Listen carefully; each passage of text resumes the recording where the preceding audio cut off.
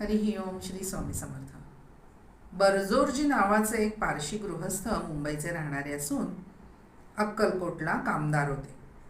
एक दिवस नवरोजी नामक एक आप्त त्यांना भेटायला आले.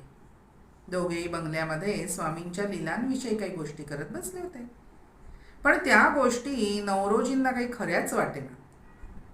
इतक्यात अचानकपणे स्वामी महाराज त्या दोघांच्या मध्येच येऊन बसले बरं.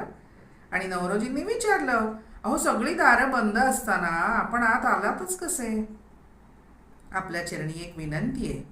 मला कर्ज खूप झालंय हो, ते फिटून मला पुष्कळ संपत्ती मिळावी अशी विनंती आहे महाराज आपल्या चरणी.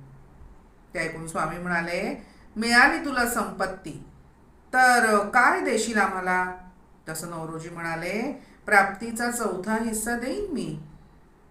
ठीक आहे म्हणाले स्वामी, जा नर्मदेकडे जा. असं सांगून स्वामी महाराज जसे एकाएकी आले तसेच एकाएकी अंतर्धान पावले. दुसऱ्या दिवशी स्वामी दर्शन घेतल्यानंतर स्वामी म्हणाले, गुजरातचं बोलावणं आलंय, जा. मग स्वामींचा आशीर्वाद घेऊन नवरोजी मुंबईला निघून गेले. इतक्यात बडोद्यावरून श्रीमंत मल्हारराव गायकवाडांचं त्यांना बोलावणं आलं. मग लगेचच ते बडोद्याला गेले.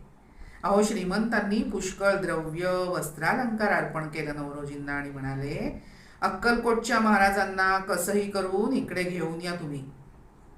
मग काय हो, आनंदाने नवरोजी अक्कलकोटी आले. स्वामी महाराजांना प्रार्थना केली की बडोद्याला चलावं आपण. पण स्वामी महाराज म्हणाले, आम्ही येत नाही, जा. मग मात्र नाईलाजाने नवरोजी मुंबईला निघून गेले.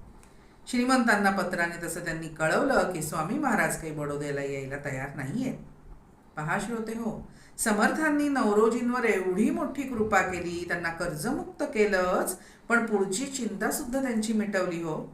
अकारण कृपाळू असे हे स्वामी महाराज.